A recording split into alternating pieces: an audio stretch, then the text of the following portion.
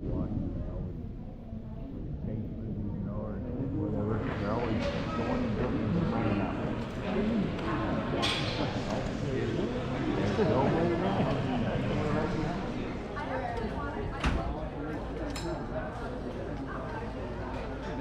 Nancy was getting worried.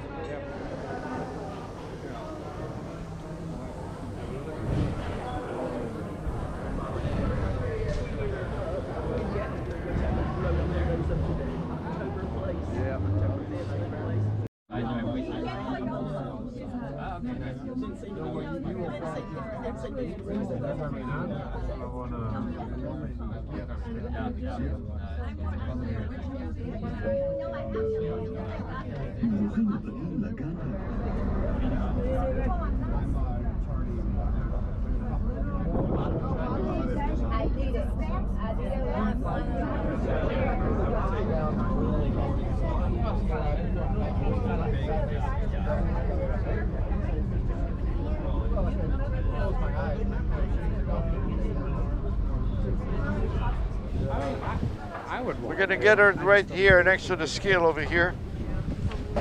Sorry.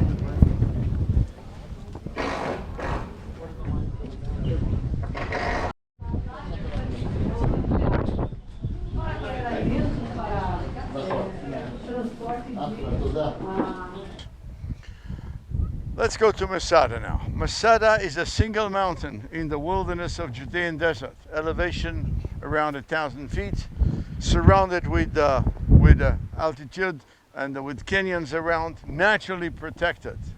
This is the place that King Herod, 2,000 years ago, he built himself one of his fortresses that actually protect his southeast kingdom of his area, when he became actually the ruler of the area on behalf of the Roman world in the ancient time.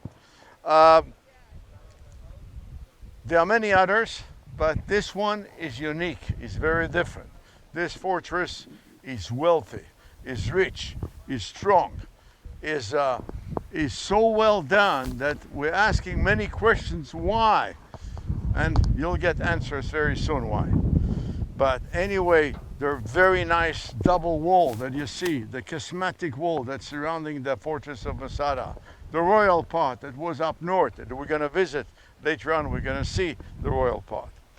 Now, this is actually the fortress. Well, you've seen the movie, you've seen a little bit. Well, so we're going to follow actually the beautiful remains from that time.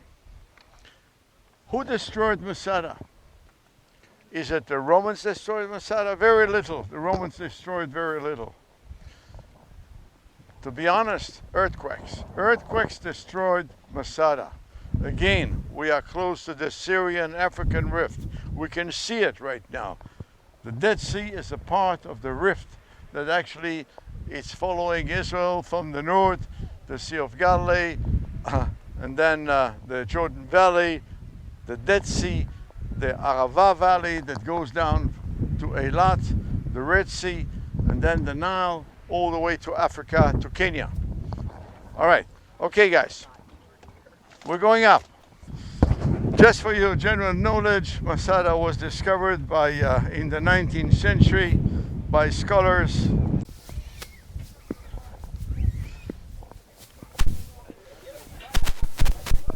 Down below over here, this is a quarry. The local material that you see over here, it's not the limestone, it's a type of lime. Dolomite, harder, the minerals are tougher, and there is a problem. You cannot shape huge stones like we've seen in Megiddo, or you're going to see later on in Jerusalem. We're looking behind you, you can see the red line, the black line, sorry, and you can see how much was restored and how much is genuine that remained from the ancient times. This is probably, this area is the headquarters of the commander of Masada, the Roman commander.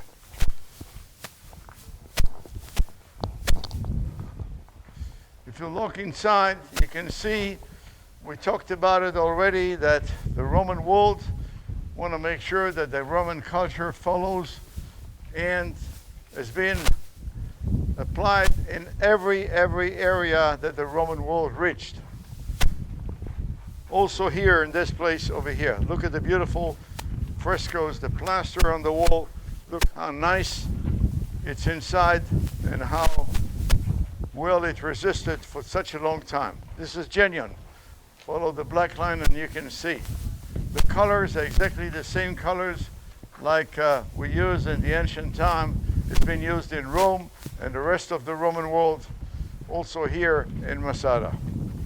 You understand that we cannot shape a single monolithic piece like we have seen in the rest of the country that remains from the Roman time. So here, how they did it. They take the stone, they shape it round. There is a hole in the center. They put some cement plaster, and then they put another stone above it. And again, one more, and again, more and more and more, till finally the capital in the end. And they smooth the stone with plaster from outside. And from a first look, we are sure that we see a single stone, a monolithic stone. So what we see over here is the scale of the northern area of Masada. This is the area that we've been. We're talking about the headquarters of the commander of Masada, that is down below over here. And here we can see those long rooms. Those are actually rooms, storerooms that contain huge amount of food over here. Here and here. And over here, this is a Roman bathhouse for the local people, not for the royal family, but for the local people. And here in the edge is the royal palace. So they had here excellent fortification and really all the luxury that you can think. So there was almost about 1,000 people just to maintain this place for Herod. You understand? All right, look at the tree-level palace over here, and now we're going to walk to the storerooms. Please come with me. We're going inside here.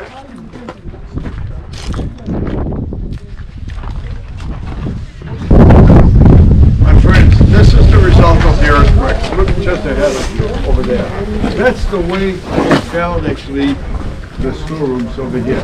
And slowly the scholars have done here the restoration and the reconstruction of certain parts. Why the storerooms are so narrow and long? Well, the reason is the material. How are you going to cover it? You're going to cover with wood. Well, we have been yesterday in Engedi. You haven't seen very tall woods over there, very tall trees over there. And the tallest tree is actually a type of acacia. So the material that you can find in the area dictates the way of structure that they did over here.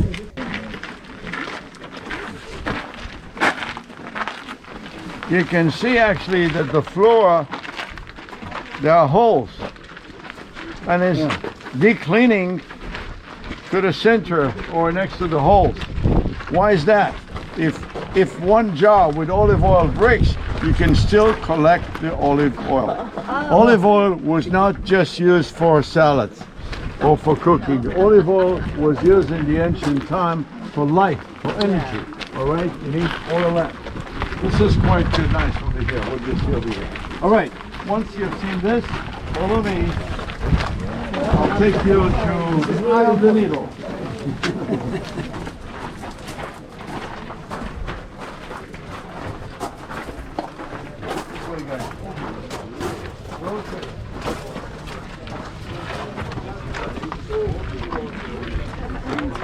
Later on, and I explained to you already about how it looks like a Roman bathhouse.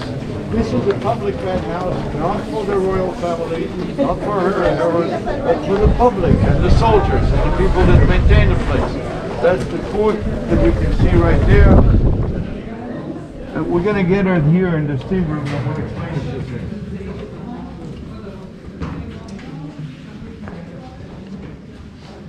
The ceiling is a vaulted ceiling. If we had a straight ceiling, a flat ceiling, it will drip on our hand. But like this now, more than this, if you look at the corner over there, there is a nice the wall. Look at behind the plaster, the inner plaster. There were bricks, and every brick actually is a passage of air, of hot air from four sides, four directions. Here, hot air was coming from below and then spread all over the room. Oh. You can see here the exterior part of the stove. Oh, look at those tiles. I want you to look on the right hand side over here. Okay, what I want to tell you is look down and you can see down below the square over there next to the cable car station. Now there is a very large square over there on the right and a smaller one over here and another one on the left. Those are actually what we call the Roman camps that surrounded Masada. Why was it so important for the Romans to come all the way over here with thousands of soldiers? According to Flavius, they had here more than 20,000 soldiers, Roman soldiers, well equipped with all the logistical actually support and surrounding the place. They are building actually 8 camps that no one can escape and no one can join actually Masada. But the Romans were stubborn. They wanted in any case to break this resistance. Why it was so important? That the Jews, after the destruction of their capital, their temple, they're still resisting. That might give ideas to other nations. And that they could not permit. Okay, please over here everybody. All right. If we're looking down over here, we are now on the third degree of the palace. A beautiful palace was built over here with 3 levels. This is the upper level. And then a second level down below and a first level totally below. Can you imagine yourself? I don't want to even think about how many poor soldiers died here in the construction over here at the edge of the mountain of the cliff over here to build this. Anyway, what I want to say, what was the reason that actually he invests so much here in Masada? Since he was a very, very powerful man, and he was a man with suspicion all his life. In the beginning, he said he built this place in case there's going to be a revolution against him. In the center, he can come over here. It's like an eagle nest, and he have here everything that he needs, and far enough from Jerusalem till the situation come back to a stable situation. Look, this was on the right-hand side, the largest camp over here. Yeah. The commander of the Roman army, Silva, he was commanding actually the siege of Masada from here. Silva, that was his name. Okay. All right? Okay.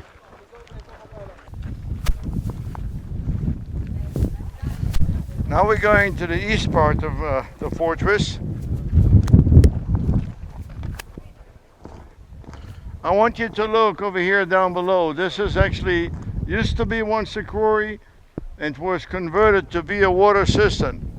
You can see the plaster on the side of the walls over here. You can see how nicely it was converted to be a water cistern. On the left hand side over here, this is another mikveh over here, a ritual bath that was probably an addition that was made by the zealots over here for their own needs.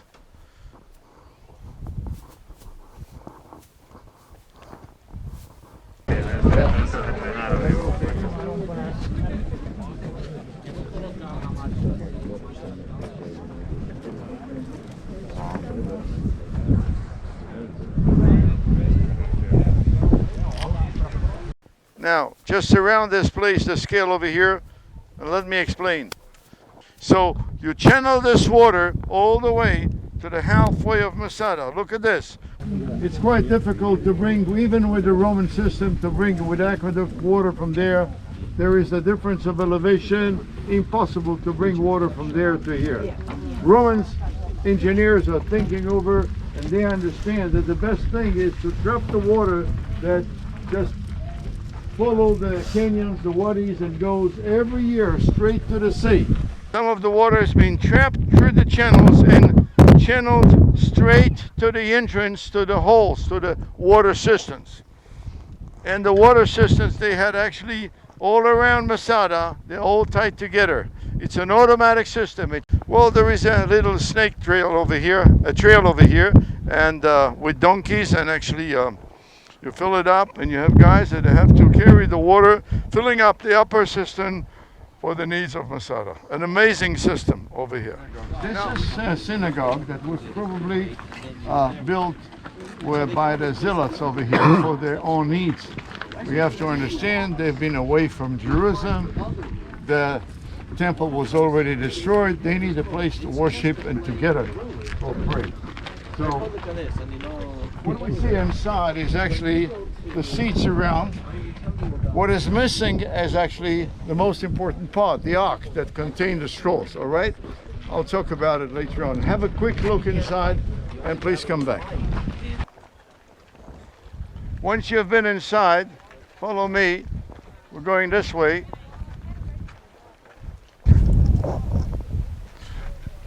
Okay, guys. We have seen really beautiful remains of the fortress. We understand how much Herod invested in this fortification over here. And we understand also when the zealots are coming over here after the destruction of Jerusalem, that the temple was destroyed, they continue to resist. They have a leader, Elazar ben Yair. They are the right wing of Jerusalem, one of the streams of the right wing, and they coming here, surprising the Roman army and taking over the fortress.